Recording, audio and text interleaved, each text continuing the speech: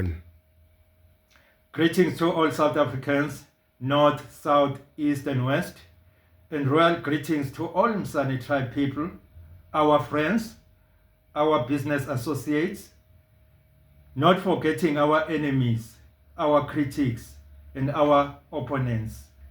Royal blessing be poured upon your lives with peace, happiness, and prosperity. Ngoba phela ma inkosi winkosi ya wonke umuntu, winkosi yabantu abahle, winkosi yabantu ababi. Siyanibingelela ke nonke. This message is directed to the attention of the Zulu monarch, the Zulu kingdom, and His Majesty the Zulu King. Next year, 2026, marks 200 years anniversary of the death of His Royal Highness, General Gobhozi Msane of Velentabeni, since his life perished in the year of 1826 at Magudu, over the hills or the mountain of Ezindololwaneni. Gobhozi played a very important role and sacrificed his own life in the creation of the Zulu kingdom. That is all well known to the researchers, historians, and writers.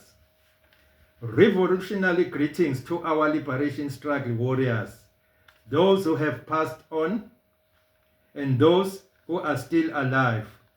We salute you and honor you for bringing light and freedom in our lives, to make us aware and know where we came from and who we are, and to value our heritage, to be commemorated and embraced, even though some part of our society haven't achieved what you fought for. Heritage greetings to the Minister of Arts and Culture, Honorable Mr. Muntomuhle Khawula, and we believe that you'll be fair, honest, and honored for doing justice in implementing our heritage demand for the benefit of all societies equally. That's what our forebears fought for equality. All our heritage is important. If your heritage is important to you, my heritage is also important to me. I respect your heritage and you've got to respect my heritage. All what I've been presenting here is not only coming from me. Akuphumi kumina nje lokho. Umlando uyaziwa, umlando lona otholakala online, enguthole online nami when I was researching kwi Kholokhumalo TV ngumgobhozi. Ngicela ke nilalele. Ngiyabingelela aboTekula abafazi bakaNomgabi beTekula behleze emlovini bethushaka kayibusa kayibankosi kanti lapha ayonethezeka khona. Undaba omhle kakhulu, undaba ngiyameba ngokuke naye ngimbuke kuze kwehle nenyembezi bese ngathi ngibuka isihlahla somdlebe. Ngiyayibingelela yonke ingabade enhla nasezantsi ngethemba basaphila abenkosi. Cha, sisaphila thina emadongweni. Umthungwa lona kwiKholokhumalo TV ku-YouTube. Ngikwamsane namhlanje ngizothinta iqhawe labo uMsane, umgobhozi kaNongqewu, umgobhozi wavela entabeni. Iqhawe elikhulu lelembe, iqhawe elikhulu lesinoUshaka, kuthiwa wayebuye abe umngane omkhulu welembe ngoba babekhule ndawonye ekwamthethwa beqeqeshwa inkosi kudingiswayo, inkosi yabathethwa, nina beqhawe isilo sabathethwa, nina bezulu eliphezulu, isilo dingiswayo, nina benkosi. Umgobhozi kuthiwa naye wabe eyisicwe njengalo ilembe. Sokhumbula phela ukuthi ilembe labe liyisicwe, labe ke libuthelwe ebuthweni izicwe zesibili, ngoba phela izicwe zokuqala zagcina ibulewe, kubulawa-ke isilo sabathethwa. Emva-ke ukuba ke seyitshontshe-ke iy'nkomo zabulawa-ke kanye-ke nenduna yazo kuthayiza, nina beqhawe zantshontsha-ke iy'nkomo zasoyengweni. Isilo udingiswayo sabe sesikhipha-ke umyalelo owawuthi ibulawe zonke-ke izicwe. Kwabe-ke sekuthiwa-ke izicwe-ke zesibili, izicwe-ke zesibili-ke lapho-ke kwavuthelwe khona-ke umntwana uShaka kanye nomngane wakhe-ke umgobhozi kaNongqewu, umgobhozi owavela entabeni. Iqhawe elikhulu, nina beqhawe, nina bezulu eliphezulu. Kuthiwa-ke kwathi-ke inkathi-ke ilembe selihamba seliphikelele kwaZulu liyothabatha ubukhosi bakhona kwaZulu emva kokukhothama kukayise inkosi senza ngakhona Mjwane kaNdaba kuthiwa lamcela uMgobhozi limcela enkosini uDingiswayo lacela ukuba-ke lihambe naye iLembe lihambe naye-ke uMgobhozi kuthiwa wavuma-ke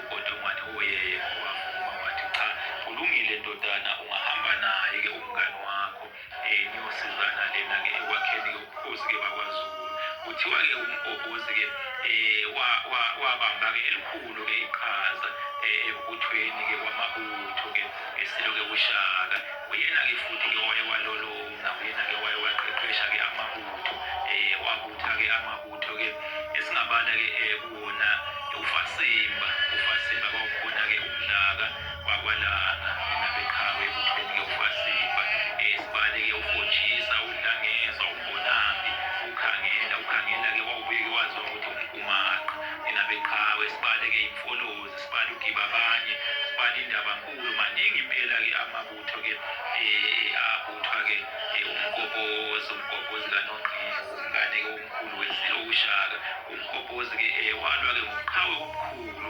empini-ke okwakuliwa khona-ke namandwandwe uZulu-ke wawubambene phezulu-ke namandwandwe ngaphansi kwenkosi-ke uZwide ninabeqhawe uZulu-ke ngaphansi kwesilo-ke uShaka ninabeqhawe amandwandwe-ke aligoba-ke uphondo inkosi uZwide yaligoba uphondo uMgobhozi kuthiwa-ke walwa ngobuqhawe obukhulu empini-ke eyalwa-ke iyiwombe-ke ey'ntathu isiwombe sakwaQoki isiwombe saseMhlathuze kwasekuthi isiqhawe sokugcina salwelwa-ke eNkandla ninabeqhawe inkosi uZwide-ke uphondo yaligobela-ke emahlathini-ke aseNkandla ninabeqhawe ninake bezulu phezulu ninabenkosi ngo-1826 ninabeqhawe-ke iLembe-ke laphaka-ke futhi-ke impi eyabe-ke iyolwa-ke iyohlasela-ke indodana-ke yenkosi-ke uZwide uSiphunyana kaZwide kuthiwa-ke wabe-ke eseqala-ke ukuphemba-ke ubukhosi ukuvuselela-ke ubukhosi ninabeqhawe ubukhosi bamandwandwe iLembe-ke labuzwa-ke lokho labe-ke seliphaka-ke impi leyo mpi-ke ibizwa ngokuthi-ke impi yasey'ndololwaneni kuleyo mpi-ke lapho-ke kwasala khona uMgobhozi iqhawe-ke leLembe kuthiwa ladabuka kakhulu emoyeni-ke iLembe ngenkathi-ke kusale-ke uMgobhozi kuguqe-ke uMgobhozi empini yasey'ndololwaneni kuthiwa ladabuka kakhulu-ke emoyeni ninabeqhawe ngoba lalimkhonze kakhulu uMgobhozi-ke owavela-ke entabeni uMgobhozi-ke wakwaMsane akuyena-ke owazala-ke uMgobhozi besibongo uMgobhozi-ke besibongo baphuma kwaQwabe baphuma-ke eMthandeni ninabeqhawe ninabezulu eliphezulu uMgobhozi-ke wakwaMsane wasala ey'ndololwaneni